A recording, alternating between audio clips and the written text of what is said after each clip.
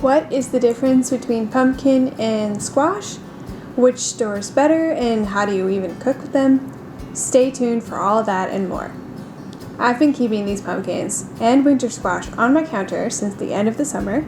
We grew them in our garden, which if you don't know is one of my favorite things to grow since it stores so well. Growing crops that store really well is important to me since I hope to grow as much of our produce to get our grocery bill as low as possible. That's sort of my main goal with homemaking in any way, is to be as healthy as possible for as little money as possible. In the summer, this is really easy because everything is in growing season and there's so much to choose from.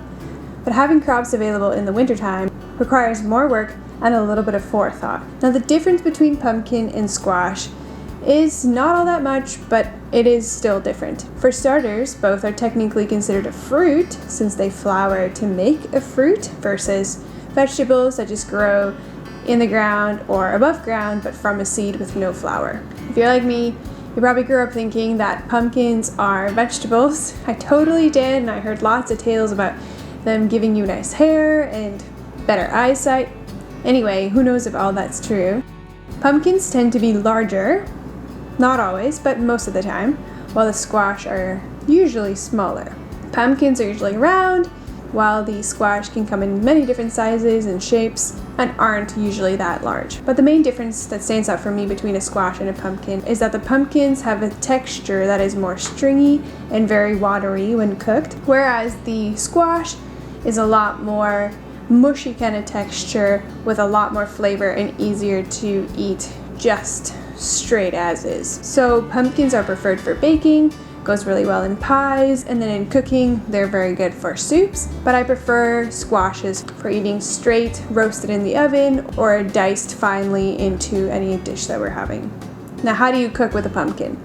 Like I said, these are better for baking or soups, and so I'm going to start by making out a soup because it's more stringy, lots of moisture in this texture, and so I'm going to let all the water cook off in the oven first and then mix it into my soup.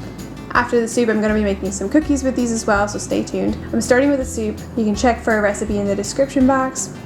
First, I'm starting by roasting the pumpkin in the oven for an hour. I just slice the pumpkin in half, pop it onto a baking sheet, leaving the seeds in and everything. Just make sure that you have a pan that is deep enough to catch a lot of water, probably 1 liter, just to be safe. While that bakes, I'm going to prepare the rest of the flavors for the soup, chopping the garlic fine in my food processor. Usually when I do a lot of garlic, I just chop it in the food processor, it goes much faster. And then slicing my leeks, which I'm using as a substitute for the onions since we're out.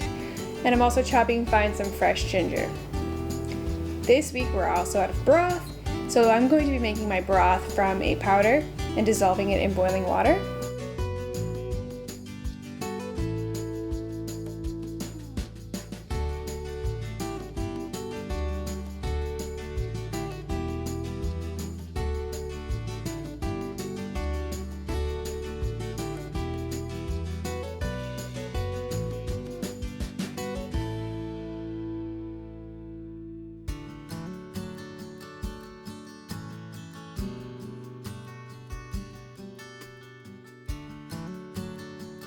First, I'm going to let the onions sear in the butter, and when they're soft, I'm adding the garlic and ginger just to cook for a few more minutes.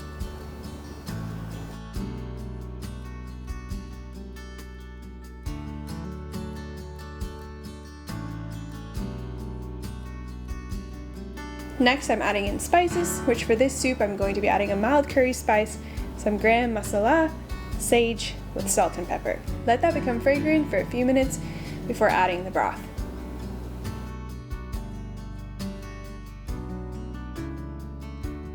And when the pumpkin is soft, I remove it from the oven very carefully. You will see that I did not use a deep enough oven dish, so I have lots of water in the shallow pan.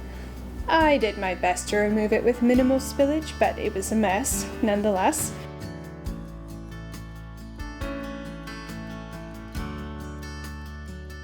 Scoop the flesh out into the pot, and as you can see, it's very stringy. Mix everything together, and this is where I remove half of the soup to save for another meal before adding a can of coconut cream.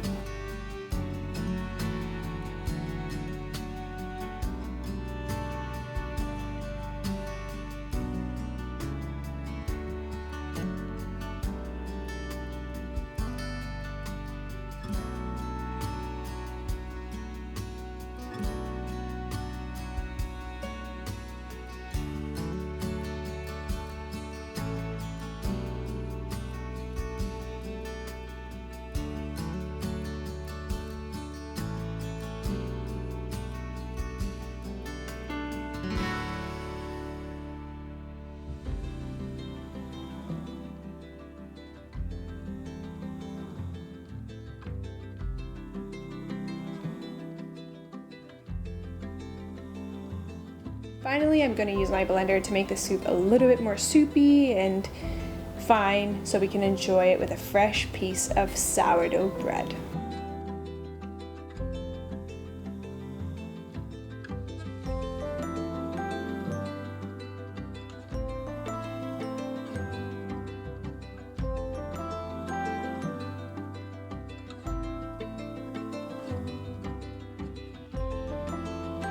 The other thing I'm going to make with this pumpkin is some chocolate chip cookies. I'll leave a recipe in the description box below, but it's your usual cookie recipe, pretty much. Wet ingredients together, add the dry ingredients, mix everything, add the chocolate chips, and then scoop these balls onto a cookie sheet and bake them in the oven for 10-12 minutes. Leave them to cool so that they actually hold up their shape, and then enjoy.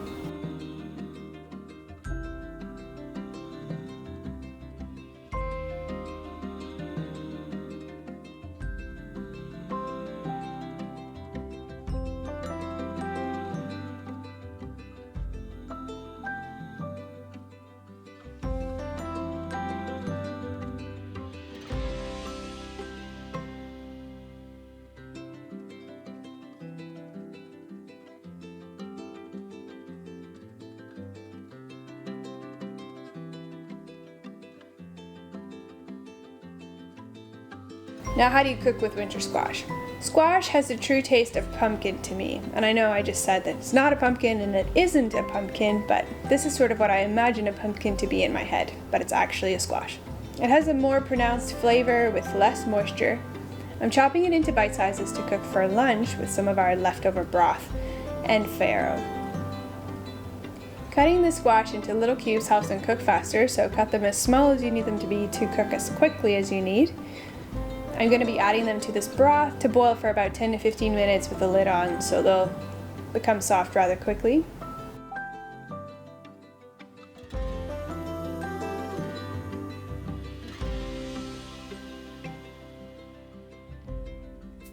While that boils, I'm mixing a little bit of arrowroot powder with some water so that I can add it to the broth to thicken. Normally you would add cornstarch here. I think that's a common thing for people to use to thicken up sauces, but I like the arrowroot powder because, well, it's gluten-free and it's a good source of potassium and contains some protein, so just a healthier alternative to cornstarch, I feel. And at the end, I'm just adding in my already cooked farro, stirring everything together, and this was such a delicious midday meal. Would make a great dinner if you have some kind of broth. And even if you don't, you can make one up, flavor it up with some spices, add some farro, add this squash, and it's like a great one-pot meal super quickly.